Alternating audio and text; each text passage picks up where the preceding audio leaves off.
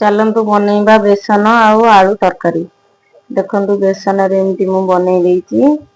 गरम पानी देइकरी पूरा साइज करदेबे पीस पीस काटिदेबे। चलतु छाणीबा। देखंतु मु कढ़ई बसई देइतिली। कढ़ई रे सब तक पकेइकरी मु छाणीदेबी। आलू बेसन तरकारी बहुत टेस्ट लागे। मु किछ आलू भी सिझेइकी नै जाइतिली। आउ मसला भी मु रेडी कर देइतिली एपटे। देखंतु केते बढ़िया दुसुची छणा हेगला परे। आउ किछि मसला देई मु पेस्ट बनै देइतिली। चलतु कढ़ई बसई दबा। सेतरे किछि तेल आउ फुटण तेजपत्र मु देई देइतिली। ହେଲା ପରେ ମୁଁ ମସଲାକୁ ଦେଇ ଦେଇଥିଲି। ବିନା ପିଆଜ ରସୁଣରେ ବି ବନେଇ ପାରିବା। ଆମେ ବିନା ପିଆଜ ରସୁଣରେ ଆମେ ବନଉଛୁ। ଆଉ ବହୁତ ବଢିଆ ଲାଗେ। ମୁଁ କିଛି ହଳଦୀ ନେଇ ଯାଇଥିଲି। ସ୍ୱାଦ ଅନୁସାରେ ଲୁଣ ବି ନେଇ ଯାଇଥିଲି। ଦେଖନ୍ତୁ 10-15 ମିନିଟ ମସଲାକୁ ଆମେ ଭାଜିଦବା। ଦେଖନ୍ତୁ କେତେ ବଢିଆ ଦିଶୁଛି। ମସଲାକୁ 10 ମିନିଟ ଭାଜି ସାରିଲା ପରେ ସବୁ ବେସନ ଆଉ ଆଳୁକୁ ଆମେ ଦବା ଭିତରେ। ବହୁତ ବଢିଆ ଲାଗେ ଓଷା ବାରରେ ବନେଇକି ଯଦି ଖାଇବେ। ବିନା ପିଆଜ ରସୁଣରେ ପିଆଜ ରସୁଣ ବି ପକେଇକିରି କଲେ ବହୁତ ଟେଷ୍ଟ ବଢିଆ ଲାଗେ। ପୁରା ମାଛ ତରକାରୀ ଭଳିଆ ବି ଲାଗେ।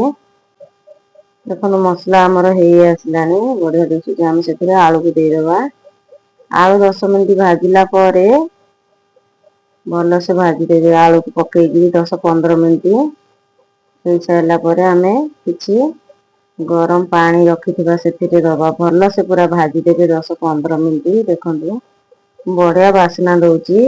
ଗରମ ମସଲା ତରକାରୀ ବିନା ପିଆଜ ରସୁଣର ଏମିତି ବନେଇକି ଥରେ ଓଷା ବାରରେ ଖାଆନ୍ତୁ। ଦେଖନ୍ତୁ ହେଇ ଆସିଲାଣି।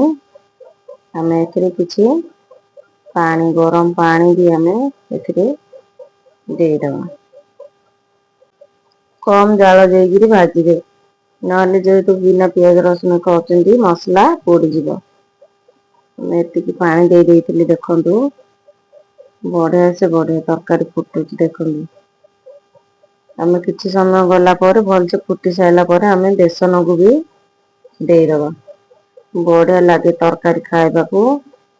ବହୁତ ଟେଷ୍ଟ ବି ଲାଗେ। ଯଦି କିଏ କୁଣିଆ ଆସିଥିବେ ଆଉ ଜଲଦି ତରକାରୀ କରିବାକୁ କିଛି ନଥିବ ଘରେ ବଲେ ଏମିତି ସବୁ ବନେଇ ଦିଅନ୍ତୁ।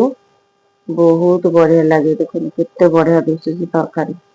ବହୁତ ବାସ୍ନା ବି ହଉଛି। ବଢିଆ ଲାଗୁଛି ତରକାରୀ। ଏମିତି ବନେଇକିରି ଥରେ ଆପଣ ମାନେ ଖାଆନ୍ତୁ ବହୁତ ଟେଷ୍ଟ ଲାଗିବ। ଭାତ ସାଙ୍ଗରେ ବି ଖାଇପାରିବେ ରୁଟି ସାଙ୍ଗରେ ବି ଖାଇପାରିବେ। ପୁରୀରେ ବି ବହୁତ ଟେଷ୍ଟ ଲାଗିବ ତରକାରୀ। ଦେଖ ଭଲ ସେ ହେଇ ଆସିଲାଣି ତରକାରୀ। ଦେଖନ୍ତୁ କେତେ ବଢିଆ ଦିଶୁଛି।